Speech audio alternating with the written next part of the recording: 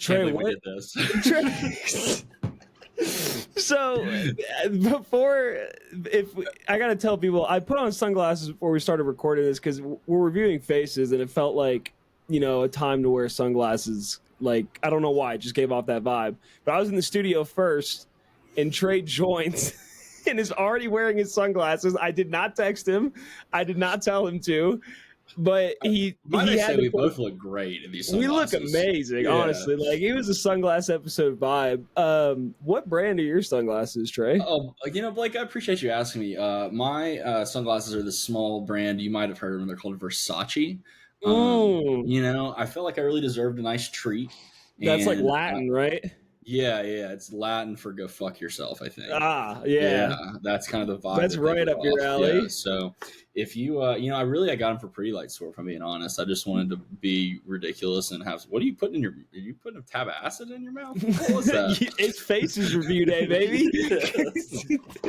Line them up. It was a Zen. Okay, cool. But anyway, yeah, I got me some nice sunglasses. I've never really bought my own pair of nice sunglasses before, and it makes me feel fancy and self-confident. And this is just a message to everybody out there that if there's something that you should buy that's way out of your budget that's going to make you, feel better, fucking do it. Buy it. Do it. Yeah, honestly, I support that. You're not afraid to lose them on tour? No, I won't lose them. I would be terrified. I have to buy shitty sunglasses because I lose them so consistently. Yeah, no, I think I'll keep up with them. I think I'll do a pretty good job. So to be determined, I suppose. When does the tour start? 24 days from today. 24 days. So that's the end of July. Yeah, today's Cadillac Williams Day. I've been sending a picture of a different sports player every day to a friend of mine with the jersey number that correlates with the days. So Cadillac Williams, Auburn running back, legend. Very nice. Cadillac Day to all those who celebrate. I got back to back shows coming up. So this weekend is Cheese. The weekend after is Portugal the Man at Red Rocks. The weekend after, I think we might have a break. Then it goes into Pretty Lights. And then after that is My Morning Jacket. And then 2 weeks after that, I think is Fish at Dick's. Man, so it's just non-fucking stop. You're going to be tired. How many Dick's shows are you going to? I think I'm going to do Saturday or Sunday. Nice. I got somebody to cover Saturday, and I don't work Sundays, but my schedule may shift by the time September rolls around. But that's the plan because I don't want to miss Sunday for sure, especially if I'm not working Monday. It's like I can just go get weird with it. That'd be fun. Well, before we get into this thing called Zins, put a couple Zins in your mouth.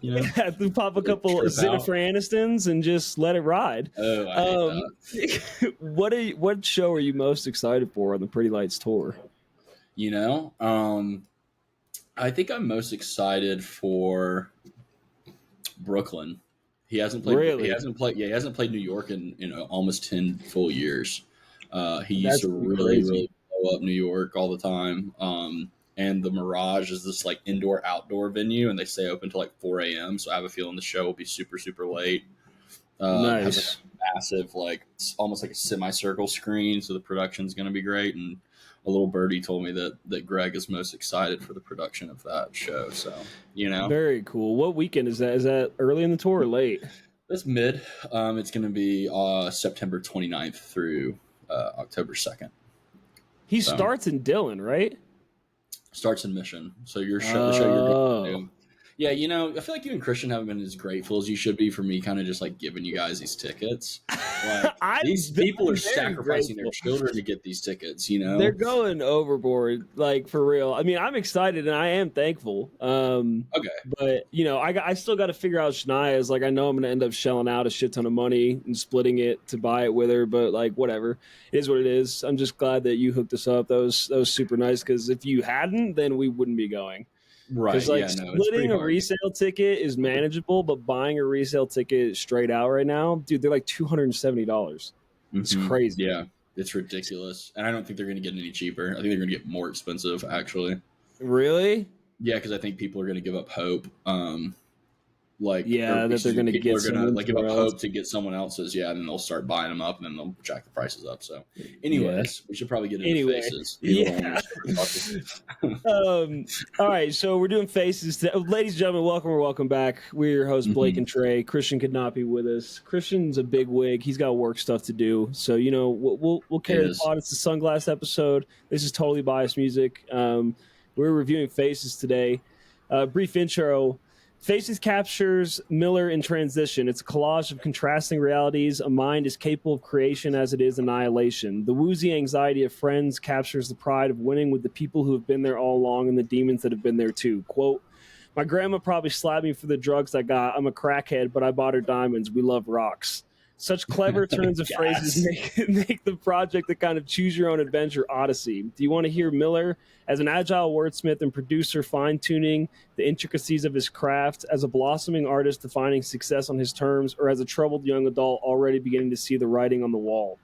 All would be true, and all are the bedrock and brilliance of Faces. Miller's generosity and willingness to evolve in front of an audience, a commitment to searching that extended from his beats and lyrics to his lived experiences, remains one of his greatest gifts to the world. Heavy praise from Apple Music. Trey, you re-listened to it today. Let me know, what did you think? First thoughts of Faces way back in 2013, and what do you think upon listening now? I don't think I listened to Faces as much as I probably should have back then. Probably listened to it like a handful of times. Never didn't become like obsessed with it. I think like you were. But before we dig into the album, I just say we've already had kind of our sad Mac Miller episode. Like I think we should use this time to really just appreciate how fucking great this guy was. I However you like agree. to view death. I agree. Yeah, so let's just let's get that out of the way. All Yeah, right, let's be happy. no tears Let's tonight. be like upbeat about it, excited. I'm with that. Because this is his best, like as far as like straight spitting bars, like rap flows, like this is probably his best project. I think watch movies with the sound off is a close second, if not ahead of this in some capacities. But this is him just kind of really diving into, I think, the production side of making music, and really kind of getting linked in with those West Coast guys. And I'll talk about the song, but whenever him and Earl Sweatshirt, for the most part, whenever they get on a song together, it's amazing. I love the one that's on this record, and like he's kind of in with Schoolboy Q and Earl, and that I have nothing but confidence that he does every bit of many drugs when he's making this record as he sings about, if not Yeah, more. right. I Of mean, course. just cocaine dripping through the sound. Yeah. I think he even talks about, well, that's an angel dust. He talks about the drip, which I assume is from the angel dust. Yeah. So yeah, I really like this album. Kind of excited to talk about it a little bit more. Wish we would have had a little more time, maybe to like listen to it a few times. This is kind of a last minute pick. Yeah. But sometimes we're busy, and sometimes we just pick something we're already pretty comfortable with. So tell me about your Faces experience. So it was 2014 when it released. So watching movies was 2013, 2014. I still consider like part of this era. 2014, obviously I was graduating. I was graduating high school. I was going into college. Faces, I believe. I saw Mac play at ASU when I first got to school my freshman year. So that was in August. He played at our basketball stadium. So, and he opened with Here We Go. So Faces dropped before that, so it must have dropped that summer. Yeah, I mean, I love, I'm a huge mixtape guy. I think for the majority of the hip hop artists I like that put out mixtapes, their mixtapes are far better than their albums the majority of the time. I mean, Mac is a little different with his albums, but Lil Wayne, obviously everybody knows he's the mixtape king. But Faces, just like, there's something about that feeling of downloading a mixtape off a DAT Piff and only being able to play it on an iPod Touch I had that Anthony probably gave me, and like just running it into the ground. And Faces was just, it was a new experience for me in terms of Mac Miller. Like, this album is off the fucking wall, dude. It's like the production's all over the place, the bars are all over the place, like. But as I was going through it, and I texted you, I was like, I'm gonna have way more than 3 songs in my top 3 because it's just so good, and it just takes you kind of all over the place, and really is a glimpse into kind of mentally where he was at the time, for better or worse with the drug use and things like that. But it's not an album that, I mean, he talks about the drug use, but that's not really what this tape is about. You know, it's just kind of, you can tell it had its hands in the formation of it. So upon re-listening, like, obviously I listened to it front to back the night it came out. My friend Crystal was over. Shout out to Crystal. She's a huge Mac Miller fan. I mean, the night it like came out on Spotify. Yeah, the night it came out on Spotify. Okay. Yeah. And so we listened to it front to back, and it just, you know, it never gets old. I love that they updated the cover. I think the cover looks beautiful on Spotify with like kind of the 3D art with it and stuff like that. So yeah, I really like it. But I let's think get it's a into testament to how shitty SoundCloud's UI is that it was like a celebration that it, you know, came on Spotify. Well, the biggest issue I've always had with like mixtape, like listening to mixtapes, is even stuff that's still in mixtapes now, it's all over the place. Like, it's hard to find a condensed version of it because DatPiff shut down, and like if you don't have those hard original downloads, like if I go listen to No Ceilings 3, which is still on SoundCloud, like, or No Ceilings 2 for that matter, you have to bounce around to try to find like where the tracks are, and that's the most rip down certain versions from certain. Yeah, no, it's annoying. Yeah, it's super annoying. That's super annoying. Anyway, so start with your top tracks. Yeah. Hold on, let me find my. Here we go.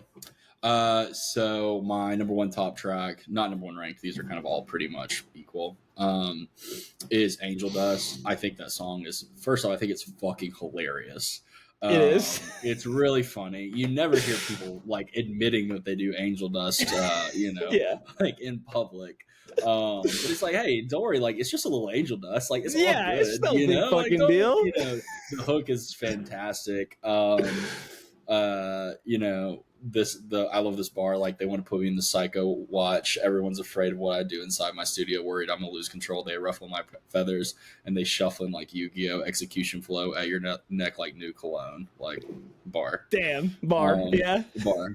Well, yeah, like my pupils dilated, highly dehydrated. I'm lost inside a giant matrix. Isolate myself from eyes I find contagious. Like the flow in that is like, what is it? Like A, B, C, CBA, like, but two times over. Yeah. So like, once again, it's just him. Like, it feels a lot in a lot of different places on this record. It feels like he's just very like free. You know what I mean? Like, and that's why the sound is all over the place. Like, there's like kind of some 70s like funk influences going on. A lot of like classic like boom bop like drums. So yeah, Angel Dust is really good. I like Inside Out. Speaking of 70s funk, what a great opening track. Just like this like soothing, like almost like rich bass line. Fantastic. And then Ave Maria is my third song. Specifically, so I grew up Catholic. So there's a Catholic hymn Ave Maria is just like another word for Hail Mary. But there's like a Catholic hymn. I'm not gonna sing it, but it's like in Excelsis. Sure you don't want to? Yeah. Well, hold on, give me a second. No, I'm not gonna do it. But basically, like, there's this Catholic hymn that like was just, if you grew up Catholic, like, you know what I'm talking about. It's like in Excelsis Deo. So he has a bar in this. It's on stage sending dark forces to my DJ. The Birdie's on tour like PGA, and then he's like in a little background, some random ass PGA tour player, Davis Love the Third. Davis Love the Third. Pittsburgh Warrior, bullets in my cornea, in Excelsis Deo. Ayo, this is Gloria. Ave Maria. I'm getting bread. Yeast rise on Easter. Money is God. Black bitches with jungle fever. I love to be on. You on the B team. I fuck with Solange. All my life they said I doesn't belong, so I'm chilling, growing drugs on my lawn. God, like, you so on the B good. team, I fuck with Solange is just so sick. Good. So yeah, those are kind of like my big top three. Another one that like I like a lot is Polo Jeans, the Earl Sweatshirt song. There's a bar and there's like, my neighbor's daughter just got a dog. I'm gonna run it over. I'm a fucking soldier. Like, it seems a little unnecessary, but like I fuck with it. Yeah. And then he has, sorry, I'm just like, this is how, you know, usually I don't ever like spit out bars the way you and Christian do when we talk about rap music, but like that's how impressive this album is. Like, it's hard for me to pick. No, I agree. And so there's one more and then I'm done doing this. But in Polo Jeans, it's his lines like, strung out to the night, I'm chilling, everybody worried the lights might kill him, via sight slipping, long lines of those white women, I'm with the homies, bump counting crows just went through the half ounce of coke, blood pouring out all out my nose. Counting it's the crows. Bump counting crows. Yeah, like hell yeah, dude. Like do your thing, I guess. That's so good. So yeah. What about you? So I think like I said, it's gonna be hard. I couldn't narrow it down to just 3, but my first one is Here We Go. I consider it, like, I know Inside Out is the first song, but it's a minute 53. Like, I feel like Here We Go is kind of really the intro that launches into this, launches into the album. I love the sample he uses at the beginning, the "Be without fear in the face of your enemies, be brave and upright, that God may love thee." I think it's awesome. But the first lines, "Polo pajamas, I think I made it. Showed my mama my first million, she damn near fainted." I fucking love that line. Yeah. And then he has the quintessential at the end of each verse. He ends the first one with, "I did it all without a Drake feature," and then the second verse is, "I did it all without a Jay feature," which is just like the ultimate flex. Like, Mac never really had that. You know, all these new artists, like, he never had a mentor, right? And like, he didn't have any like major features that kind of pushed him into the zeitgeist of hip hop music. Like, he kind of had to rise to his fame on his own naturally, and I think it's just a great fucking flex. Angel Dust, obviously, for all the same reasons you just said. I mean, it's hilarious, and I just really like the beat and his cadence on Angel Dust, and like that weird beginning. I guess it's like an out-of-tune guitar at the beginning of that song, or maybe it's a horn. I can't really tell what it is, but like, I love the beat of it. It's funky, it's weird. One thing I was going to say, Angel Dust reminds me a lot of Delusional Thomas tracks. Do you remember Delusional Thomas? Yeah, that tape that was like he put out? super whacked out shit, kind of. Yeah, it's where he had like he had modified his voice so that it was super high pitched, and he rapped the whole album in that voice, and that was Delusional Thomas. But like, Angel Dust feels like a Delusional Thomas song, and so I fucking love that album, and I love Angel Dust. It reminds me of that. My 2 favorites, these are my top 2: Wedding into Funeral. Wedding is just like, there's a lot about it that's really good. I mean, it's a very like classic Mac Miller love song, but there's a couple lines and I really like. "Attracted to what she got up in her attic. Can we mind fuck? Do I lie when I look inside her eyes? Hush, don't say a word. I know I make you hurt. Sorry is my favorite word. I don't deserve your trust, but can we make it work?" Which, I mean, we've all been there, you know, and Mac's really going through it here. But then here's where it gets like, this is like, it sounds like a guy that doesn't know how to express love properly. Like, this is how he would do it. I think he kind of came into that later with something like Divine Feminine. But says, "Yeah, the woman of my dreams, I'm looking at her sleep. The pussy's right in front of me. I shouldn't be so weak. What did I do to deserve a love like this? You see her shining, that's my sunlight, bitch. I'm sick of fighting, that smile is so inviting. I see you every time I'm writing. I'm losing to my vices, they're kicking my ass. I hold on to this feeling, I wish it would last. Don't want to lose you for some evil shit I did in the past." Which is fucking great. Like, it's romantic in a Mac Miller sort of way. And like, it's we kind of all have that feeling, like, we've done some stupid shit in the past, but I love you. I don't want to lose you. Like, just take me back, you know? Please, babe. Yeah, I'm sorry. Please, babe. So I fucking love Wedding. I think it's really good, and it goes right into Funeral. Funeral is really fucking good. My favorite bar on the track is, "See, we followed in this web of lies, never try to exercise. Used to be a fantasy, but now I guess it's televised. I heard the legends never die. Oh, this lonely hell of mine. There never has been a better time to better myself. Forever I melt and float like waves in the ocean, staring inside heaven's eyes, the gates will never open. I'm smoking in this field of hope, wait until my deals gets closed. I keep getting hotter, but it still seems to feel so cold."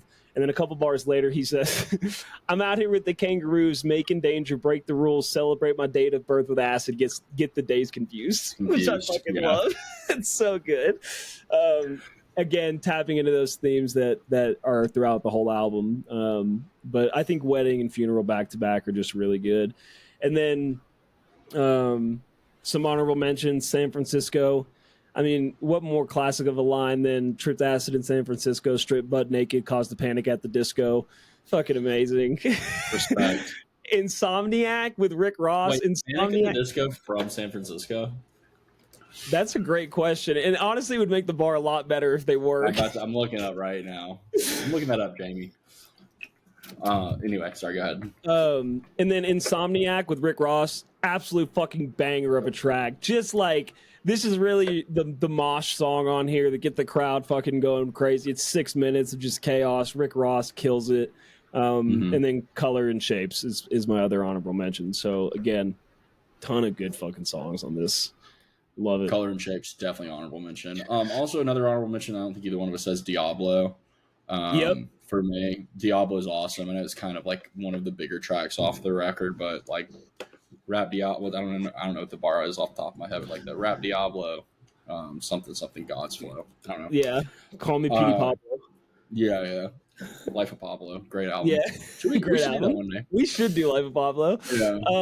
But yeah, that's it for me. I do want to say we didn't mention it earlier, but as for a lot of Mac albums, he served as the executive producer under his production pseudonym. Trey, what's the pseudonym? Larry Fisherman. Nice. See, I knew you'd know it. I didn't even have to say it. So yeah, he handled a lot of that. A lot of the majority produced by him. Yeah. Which this is probably the first project I think that he really did that on. Yeah, he produced a couple tracks on Watching Movies, but I think this was like the one that's like his big kind of breakout. Yeah, and I think that's kind of like it is nice. That's one thing that like mixtapes kind of grants artists the ability to do is like just fuck around and have fun and see what works because they don't have to worry about how much money they're going to make or whatever it is. And I think for him in particular, it really kind of gave him that opportunity to do so. Obviously, there's a ton of features, but there's a ton of samples in it as well. Which is why, couldn't. Why it would take so long. Which is why and it sucks that they lost a ton of that when they moved it to Spotify. But I mean, you could have seen that coming. All right, bottom tracks. What do you got? So, I know we said we weren't going to get sad, and I'm not going to get sad, but I think that Funeral is the only track that like kind of shows him not having such a great time on the drugs. Like the rest of the album, I think it's a fun kind of like very drug induced record, but this kind of shows like, I mean, it's crazy how many times this guy called his own shots. And predicted his own death and like was like almost complacent with it. Like there's lines like hold on, where was it? It's the trapped inside these dreams of mine, just trying to get some peace of mind. I've been trapped inside these dreams of mine, so you'll never get a peace of mind. Like it's just like, a little sad. That's right. Kind of like a low point. It's not a bad song. It's just, considering everything that went down, like it's kind of a weird to listen back to. Kind of gave me a weird feeling. The other track that I don't love that much is a feature. It's Uber with Mike Jones. I'm just like, and I don't even like, I don't have a problem with Mike Jones, like 281-330-8005. Like straight up, like I respect his phone number. Yeah. But, it's just like, I'm good. I'm good without it. And really, those are my only two like songs that I have anything negative to say about. I think the rest of the record flows really well. I mean, the Schoolboy Q, like Milla Mac, Milla Mac, like that's a little annoying, but it's also really funny. So there's like some like small bad parts, but as far as songs go, it's really good across the board. Yeah, no, that's fair. I had for my bottom Friends, the one with Schoolboy Q, because like I don't like the beat. I don't really love Mac's verses on it. Like it's kind of disjointed. It's also 6.5 fucking minutes long. And like I expected a real Schoolboy Q feature out of this, and he doesn't have one. Like it's like, that's why it's kind of funny. Because Schoolboy Q arguably at the time, when did Oxymoron come out? It That's was an album around you this should check out. time. Oxymoron slaps. I for a split second before I picked Faces, I was listening to Oxymoron. I was like, maybe we could, because I was listening to Collard Greens, and I was like, maybe we could do Oxymoron, but Damn, we should I'm listening to definitely that do album tomorrow. that. Gangsta. That album goes so fucking hard. Dude. But you're right. Like, he was huge at the time, and and I know that they're really good friends, and to them it was probably like I could see us doing some shit like this, like if we were rappers. But yeah, you should come on this song and like not actually do anything. That would be really funny. And Yeah. so they probably thought it was hilarious. We could do that one day when our rap careers finally launch. Fuck yeah. It Just Doesn't Matter is my second one. That's the one with the Bill Murray sample from Meatball. Okay. It's 3.5 minutes long. The sample lasts for like a minute and a half, and it's just like, chill out on the samples, man. Like, I get it, but it just takes me out of the song. I don't like it. I like, if you had just put it in there as the sample as like a track, like to transition into therapy, I would have understood, but he doesn't, and the song just doesn't work for me. And then Thumbelina. Thumbelina is just kind of boring to me. It's nothing to write home about. Not super excited about it.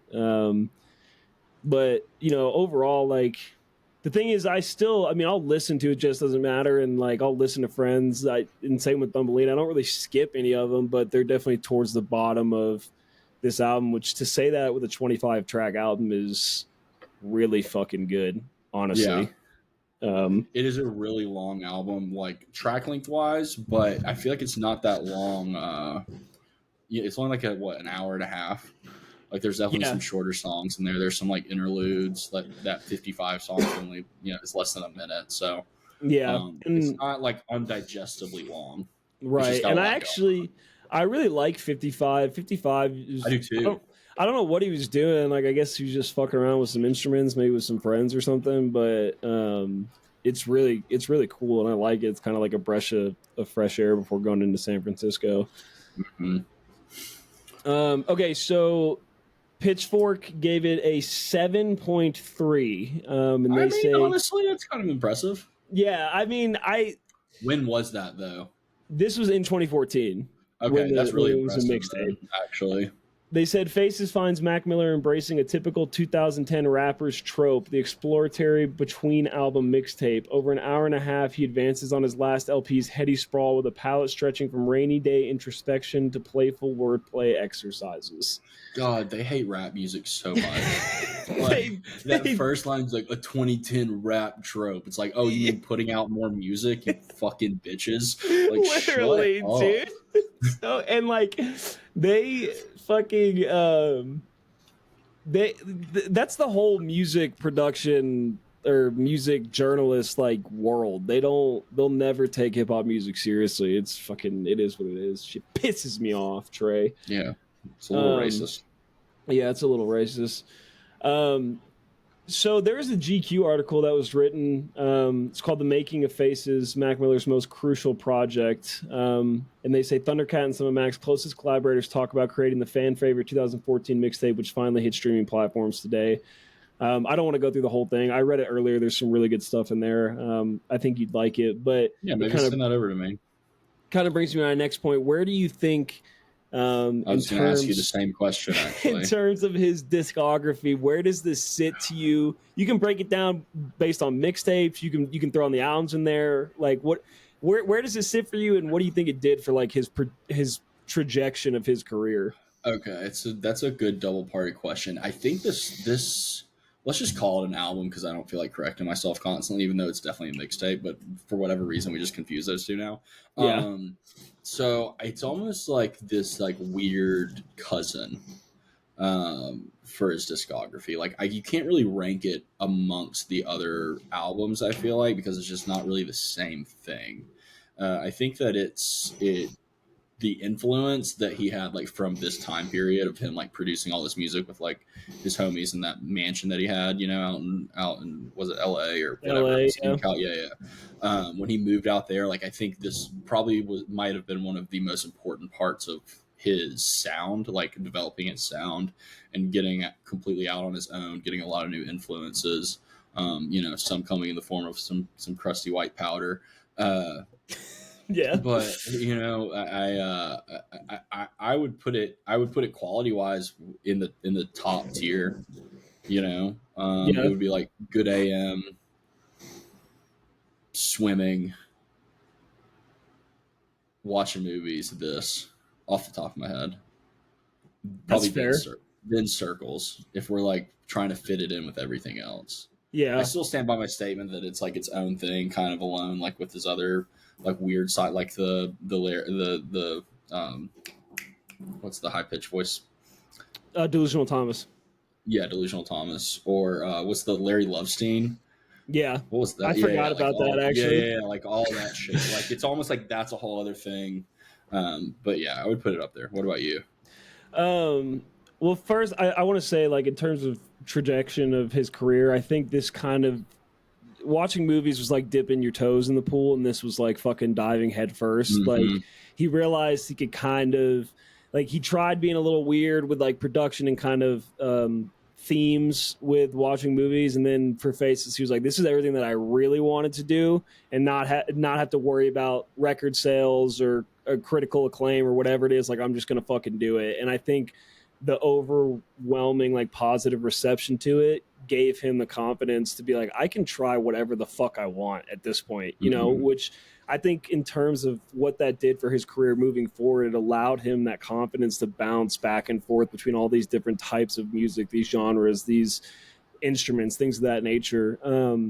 I'm gonna I also like, think, sorry, just to add on to that, I think it kind of gave him some respect amongst his like contemporaries and stuff too, like the yeah, guys who weren't giving a fuck about album sales and the commercial impact and that type of stuff. Your Thundercats and your yep, Schoolboy Q's and your TDE guys. I mean, obviously they care about money, but like yeah. I think he probably brought him into their circle a little bit more and allowed him to kind of continue to create with them as the career went on.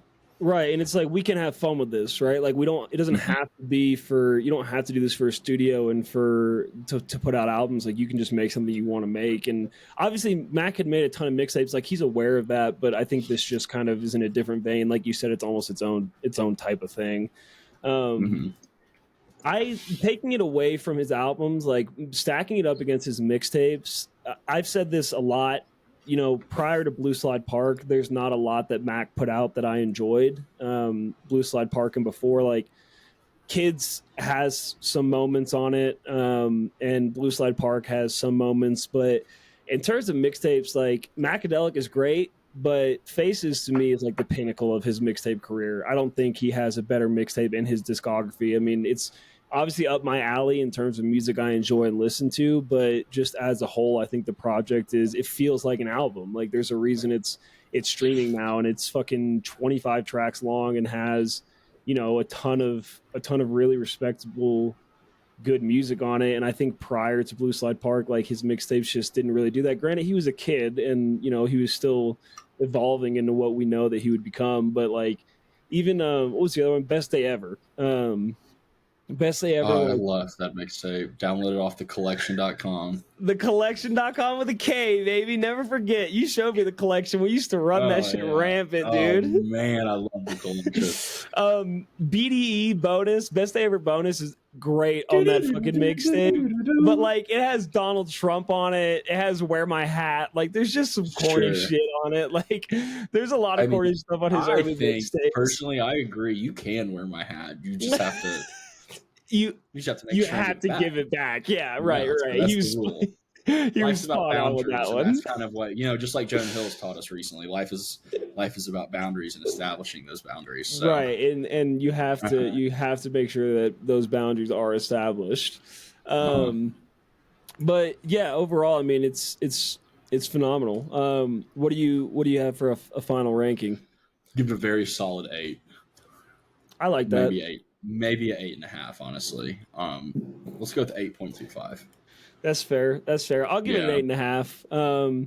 Okay. The only thing that knocks it down a point and a half is like it's 25 tracks, dude. That's a lot of The only thing fucking that it's just songs. like when you're comparing it to other just with his big like fully realized albums. I mean that's not its purpose. Its purpose isn't to be a very meticulous and like well crafted piece of work. It's like let's have fun, let's make some beats, let's Yeah. spit some hot fire, gas pack, bomb ass dank ass perp skirt. Right. Yeah. Straight That's propane. You probably know how it exactly is. what he said. Yeah. So yeah, no, I think 8.25, 8.5. I feel like those are solid rankings. I feel that, Higher and than it's most of the same shit. And the sound honestly, quality is really good. The actual production value is good. yeah, and he does a good job with that with all of his projects. And I think they mastered it when they uploaded it to here, or maybe I it's think just being on Spotify makes it sound good. no, Um, Spotify sound quality kind of sucks. really, Yeah, this is what dude, Jay-Z was trying to save us from, dude. We he should have gotten tried. Yeah, Tidal. it's like We 256 whatever bits. yeah. It is very much I think a mixtape where you and I at the time of our lives when it came out, thinking back to where we both were in 2014, I think it kind of hit home with what was going on in our lives. I'm not going to get into detail with any of that, but I think like, Yeah. upon listening then, that was, more of what, but still it holds up. It holds up just in a different vein. So Yeah, very I mean, good I still shit. resonate with a lot, you know. Yeah, yeah. I'm sure you and Christian Maybe both not so still much. really. Yeah. Which I would have loved to know what Christian had to think about this, but 24 hours was, that wasn't enough time for him to prepare. Like, Listen, man, he's the CEO of T-Mobile. yeah, that's true. I forgot about So, that. yeah, Yeah, he started off as it's a a hard marketer, and job. they're like, "You got so many tattoos that we're gonna make you CEO." Top floor, buddy. Top Yeah. floor. What's really fucking corny is at our building where I work, where I'm not going to say where I work, even though most people probably know. The fifth floor is where, like, it's a 5-floor building, and the fifth floor is where they put like all the executives. Like, oh, you got to be at No, the top floor. Yeah, they do that intentionally. I don't really know why though. It seems like it would be easier for them to be on the first floors. They have easy access. Right. That's what Like I would think too. less time spent on the elevator and more time, Right. getting Getting work Yeah, done. right. Got to Unbelievable. work hard. I'm the first guy in the gym in the morning, the last guy to leave the office. Yeah, dude, that's that grind that's their set. kind. Yeah, That's that grind set, baby. Yeah, yeah. All right. Any closing thoughts on Old Faces? Man, I just miss Mac Miller. Yeah, I'll be honest with you. Who the intro that you gave? Where was that from? Was that Apple Music? Yeah, that was a really good intro. That was one of their better ones. Yeah, definitely.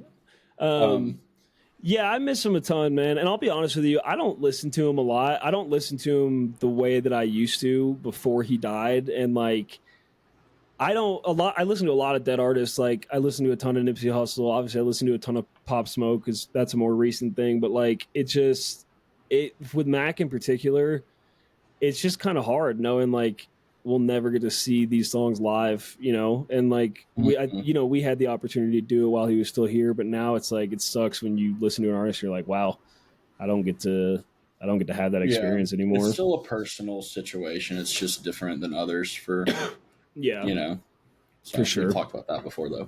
Yeah, no sad shit. No pussy. Here's no the pussy. thing. No we pussy. could both cry right now because of the sunglasses. The sunglasses, right? No which is kind of why I was gonna wear them. I was like, then if I cry, no one notices. So. Sure. Right, I'm not gonna cry, and I would never cry, and I don't cry. But but if I did, if I happened to, these women wouldn't say no because of the implication. The implication, right? Okay, so before we get on to Rise or Dies, I'm gonna put what? There was a movie you want to talk about or something? Oh yeah, but before that, this is more important. Okay. This is more important. Right. I'm putting out. This is a plea from the Totally Biased Music crew. Okay. Can someone please make us a copyright-free intro song? I'm so tired of not having an intro song. And like, wait, we can't play. We can't play the song. You haven't added the song. No, dude. Have you not been listening to the episodes? We haven't had an intro track in like 3 weeks. I haven't been paying attention. No. I can. No. We can do that. We got talented friends. I mean, look, Vector and Black Carl, you guys are close. Blank Page, they could collab, make us like, and I want it long. I want it like a 2-minute intro that people are like, when is this shit gonna wrap the fuck up? Yeah.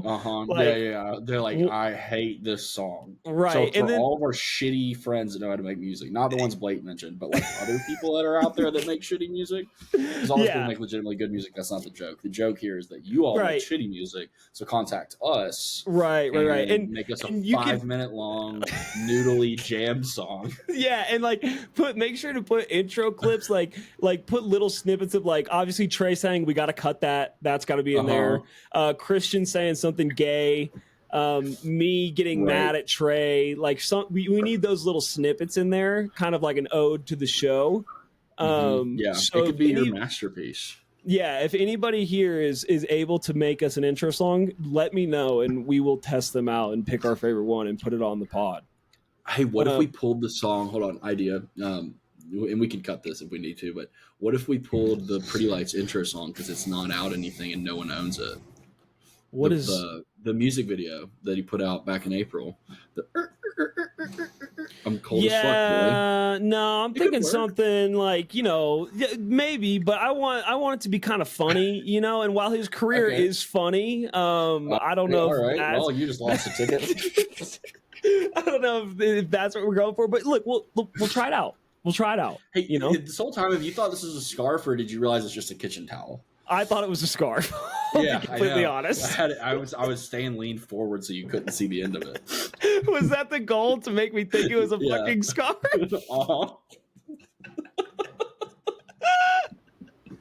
Yeah, I can't afford a scarf, so I have to do all my Zoom meetings from the tits up.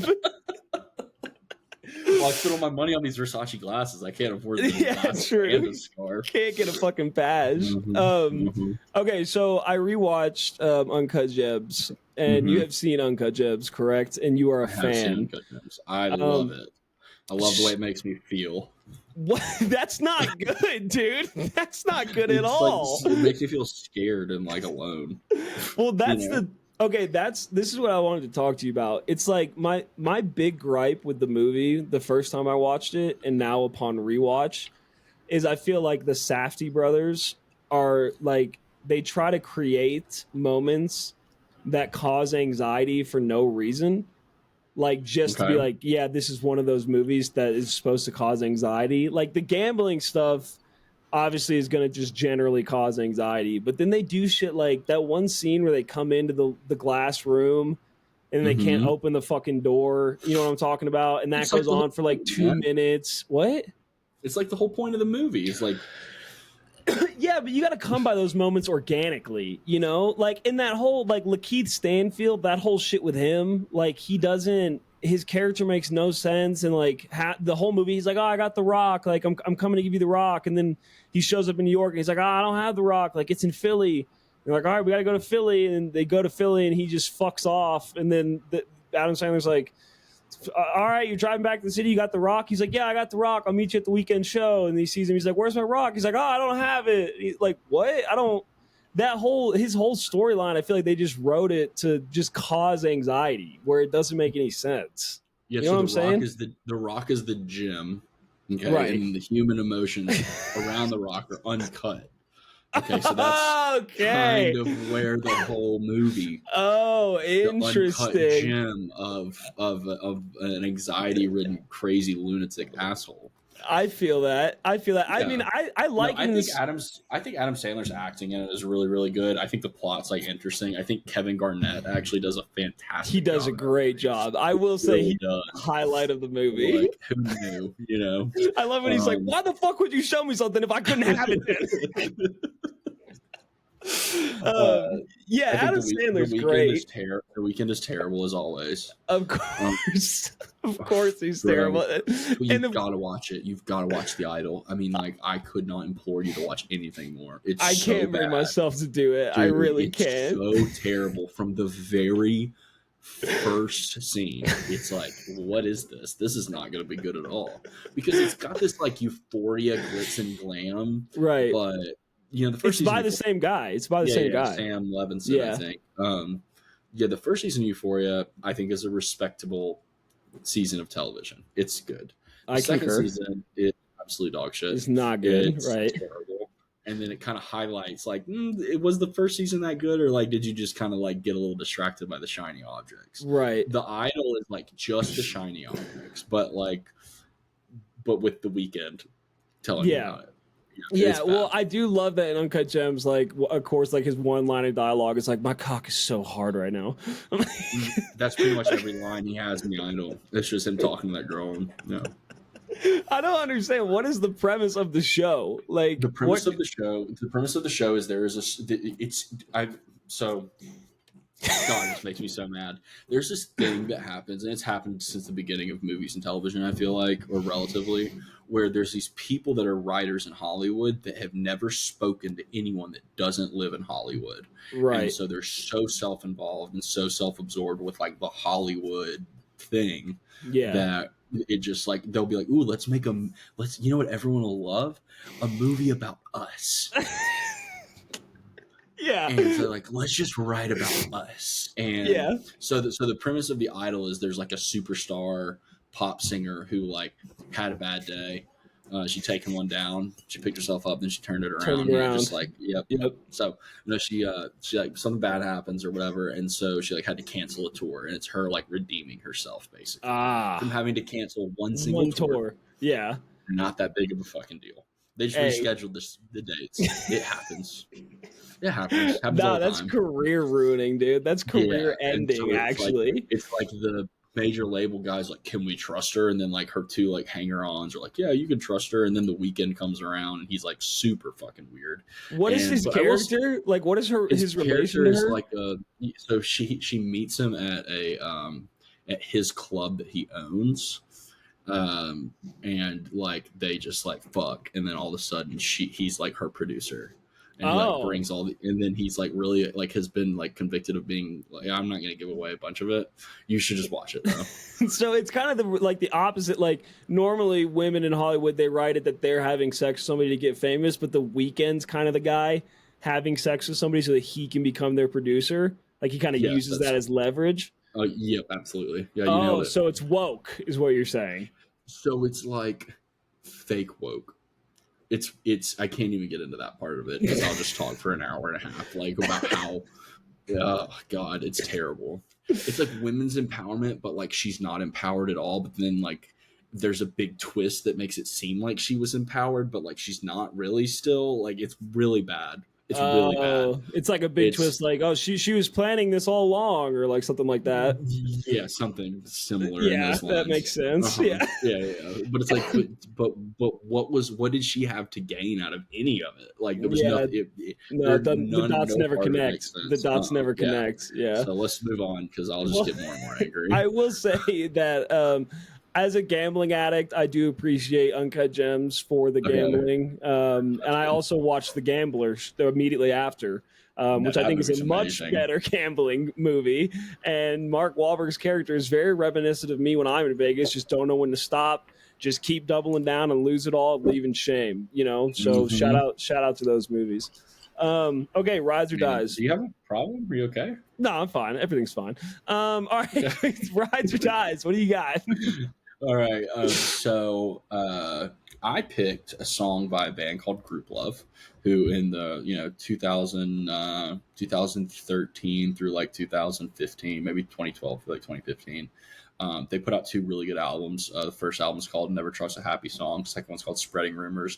I was a huge fan of the band. They like all met at this like artist retreat in Greece. I thought they were really cool. Like the lead singer has like a girlfriend. She's also in the band. And like they do like some cool harmonies and stuff in those records. And then they got really bad for a really long time. Well, it just came out with this album. I mean, really bad. They were terrible. They've always been good live, though. They never lost that part. But then they came out with this album, and the name of the album is I Want It All Right Now. And I chose a song from the album called Hello. It's kind of like a summer anthemic like banger. It's not something that I think you'll enjoy. But I'm curious to see what you thought. It's kind of like, I think it's like the leading single on the album. But it's a lot of fun. You know, there's a really good line in there. It's like, hold on, let me pull up the line. It is, when will you ever find yourself inside you feel like someone else? When will you ever find yourself? Yeah, only in the morning when I have my cup of coffee. And I love that line. Like, you know, I'm a morning person now. And like my favorite time of the day is me sitting out on my back porch, having my cup of coffee. It's when I feel the most myself. So that's really why I sent this over. Now that I say that out loud, I wish I wouldn't have. So what did you think? Yeah, this song's not good. Yeah, I figured that's what you're gonna say. I don't like it. It's a dies for me. I'm not like Group Love is kind of this music is like I even looked it up because I was like I feel like I've seen them and I feel like the only place I would have seen them would be Hangout Was that Music Festival. That seems like a place that they would play, and they did. They you played did? 2013 and we definitely saw You were them. there. Yeah, yeah. Yeah, it's very I cried at that show because I just gotten in that little bit of trouble. I ah was really, yeah. yeah. Right, that little bit of trouble, yeah. They Shout out Todd. I don't know. This is like this to me is like the definition of campy. Like when you use that word campy, that is what I think Mm-hmm. of. You know, it's just kind of like it's like generic like Edward Sharp and the Magnetic Zeros, like frou frou, like yay, it's Friday for you wages that work your 8 to 5s, woohoo! And then you're like, I'm gonna put on Group Love and head to the brewery with some coworkers of mine. So I don't. Did you just say wages? Yeah, fucking, those wages in their cages when they when they get out of their cages, they Is throw this on. like is this something you just made up? Is this like a common, like it feels like a very Republican term? It's you know what it is, Trey. It's a rich guy term, which is what me and Yeah, you that's what are. it feels like. You That's know, true. Check it out. um, you are wearing Versace sunglasses, so There you go. exactly. Just Let want them to make know. sure you. Let them Yeah. know. So yeah, it's just not my vibe. Not my vibe. Yeah. Um, Fair. so I chose "That Glow" by St. Paul and the Broken Bones. You can correct me if I'm wrong, Trey. They are from Birmingham, aren't they? Or they're from Alabama? They are from Birmingham. Very nice. Yeah, I really like this song. I've listened to it for a while now. It is off their album Half the City. Mm-hmm. And I really enjoyed it.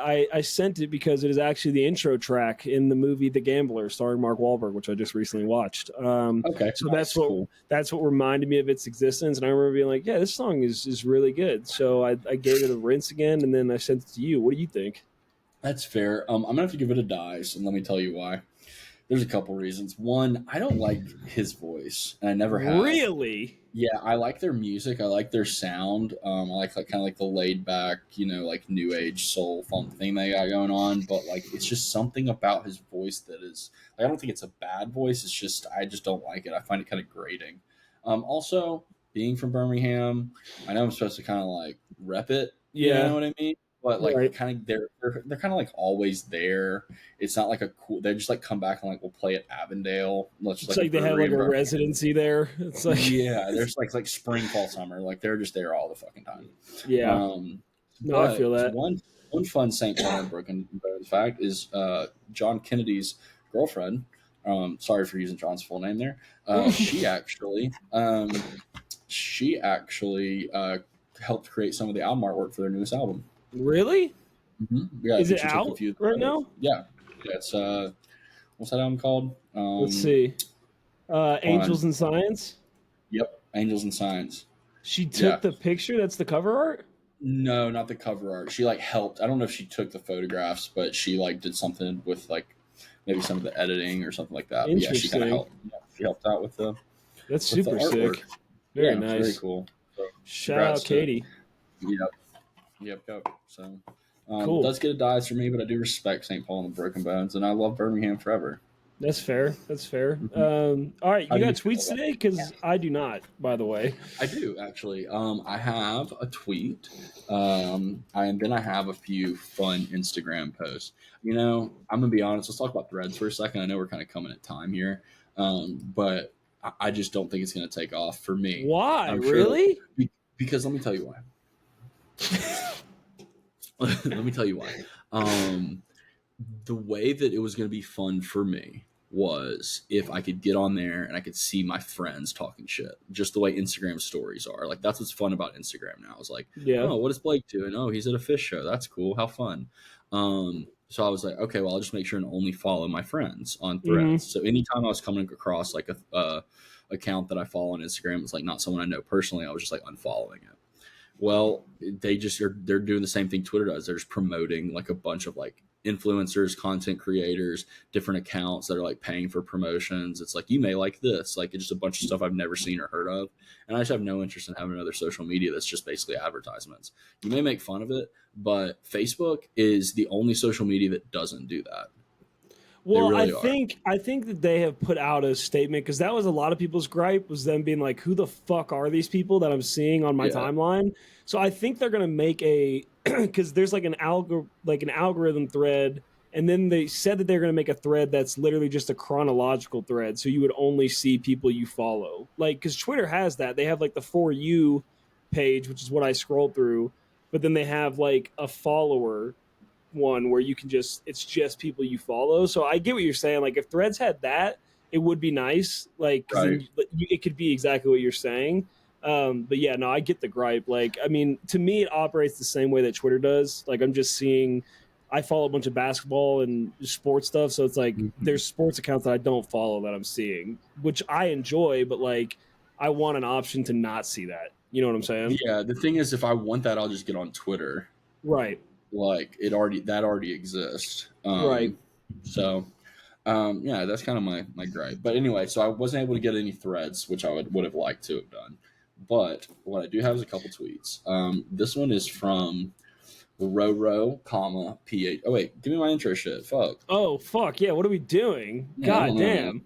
Christian's gone for we don't know what's going on. Yeah, exactly. All right, ladies and gentlemen, it is about that time. We do not have any threads today, but he is back, and it is. Ladies and gentlemen, welcome to the return of Trey's Terrible Twitter Takes. My name is Trey, and I will be your host this evening. Thank you. Thank you. Thank you. All right, that's yeah. All right, so from Roro, comma PhD, which I assume means she got her doctorate somewhere at some stellar university, aka at Fugly Betty. She Very says, nice. got a new vape. I wonder how long she will last with me. I wonder what adventures we will embark on. How she will stand by my side and lend me strength in my lowest moments. I believe each vape I have is but a new avatar of the same reincarnation cycle. Her soul is eternal. Jesus Christ, the nicotine addiction is real with these people. And for those of us who, get the type of vapes that she's referring to, the big multicolored ones that you get down at the store. The Which, by the way, shop. 1 week, no form of nicotine. That's kind of cool. Damn. Yeah, no, no vape basically is what that means. No one to travel with me, and no one to go to go on adventures with. Okay, so anyway, it's I can understand it. All right, this one is from Dan White. Is a regular on this segment, aka at Dan White. He says he wrote a new song for Drake, and then this is a screenshot of a message that he sent to Champagne Poppy, aka Drake. Which, by the way, Champagne Poppy is a fantastic Instagram name. It is. You gotta give him Hi, credit. Drake. I wrote a new song for you. Hugging and kissing, I'm laying and wishing we could never leave this bed. I give you my soul, girl. Yes, you are my whole world. You make me smile, big crocodile. I'm going psycho, and this ain't a typo. Merriam-Webster's ain't got no clue, because I can't spell love without you. And then it's love spelled L-U-V. Yes, I love it. And then he says, it's better when you hear it. And then there's another picture of him, and he posted like a voice memo. Yes, that's so Drake too. I can hear him saying all that, dude. This guy shot a shot, and I respect that. I really do. Yeah, I like that a lot. I got one more thing. It's on Instagram. This I'm having to find on my phone. So this is an account called Healing from Healing, and basically what they do is they make fun of people who are like psychedelic woke, not like politically woke. They're like trying to get everybody to do drugs. Yeah. And so the post says, basically it's advertising for take your thirst for novelty to new extremes with these unique, tantalizing, Healing from Healing exclusive offerings. So I'm just going to read you a couple of the offerings that they have. Very nice. This is 6 Flags on ayahuasca. So one of the main benefits people seek from the sacred medicine are its purging effects. What can be more fun than projectile vomiting all over your emotional trauma away in one of 6 Flags' many thrilling roller coasters? Come join us in this magical gathering as we gear up to experience this beautiful medicine in a safe-ish and inspiring setting. Safe-ish. Fuck All yeah. right. Here's another one. MDMA and spending 3 hours on the phone with an automated response machine that just won't let you speak to an airline representative. Or enjoy one of our other alternative offerings, MDMA in a 3-hour online integration circle via Zoom with people that have no self-awareness and no concept of time. Or 2, MDMA while watching a YouTube video of a dude explaining the blockchain to you and why you should invest in NFTs. Fuck Okay. yeah. All right. You liking these? Because these Yeah. are good. All right, we got one more. All right. This one is LSD in the DMV. Join us for a celebration of life and soul-numbing bureaucracy as we share in the sacrament of LSD while sitting in a government office for 9 hours waiting to talk to an underpaid public servant who doesn't want to be there. Are you here to get your license renewed? Tough titties. Not going to happen, bro, but at least make it worth your time. Fuck yeah. And then here's the last one. Let me get one more in. Sacred mushroom ceremony in the Denver Airport Motel 6 parking lot. You take care of the set and we provide the setting. Live light show by the Denver Police Department. You can literally pee anywhere. Nobody cares. Post ceremony integration circle at the Denny's across the road. Fuck yeah, those all sound really enjoyable. Yep, I think ayahuasca and Six Flags is probably up there for me. That's a good one. It seems like something we should invest in and do. Hell yeah. All right. That's what I got for today. Well, was a great episode, Trey. Faces phenomenal, great tweets. I enjoyed learning about the Idol. Seems like a fantastic show. So yeah, you got anything else to add? I don't, oh, wait a second. Actually, Fish Tour started today. So for all those who celebrate, happy Fish Tour. Happy Fish Tour. Looking forward to the set being posted every day now for like the next, few months. It'll be fun. So what are we going to do about the fact that you are going to be gone for like 3 months? Are we going to bank episodes and release them, or are you going to be able to record? You, man, from a logistic perspective, I can't really wrap my head around that quite yet. I think that we'll be able to work it out. You can't do like 6 episodes with just Christian. He'll bail on half of them. I'll be talking to myself. We'll just figure it out. I mean, Tuesdays are easy. Tuesdays I shouldn't be traveling. So true. We'll figure it out. All right. And I'll be traveling a lot. I'll have a lot of time to listen to a lot of different albums. So I'll just bank those. True. That's a good idea. Uh-huh. All right. Well, thanks for joining, Trey. It was fun. Hope everybody enjoyed. We'll talk to you guys later. Bye.